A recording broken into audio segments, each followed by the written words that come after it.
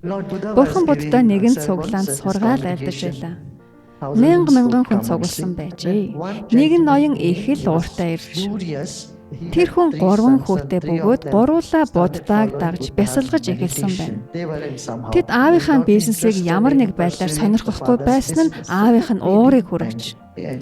Тэрээр Буддагийн өмнө ирээд түүнийг алгадаж орхисон.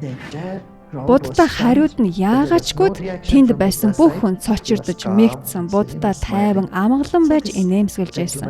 Тэгээд тэр эрхэм яваад өгсөн. Гэртээ ирсэн хойноо өдийг хүртэл түүний хийсэн зүйлд хариу үйлддэггүй хүн байгаагүйг ухаарсан.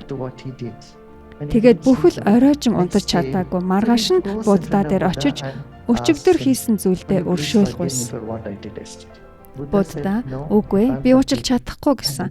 Цугласан олон дахиад л гайхаж алмаарсан. Хин нэгэн алдаандаа гимшиж байхад Будда уучлсангүй. Будда алгадсан хүмүүс энд алга. Амьдрал яг л гол шиг хорон бүр шин ус.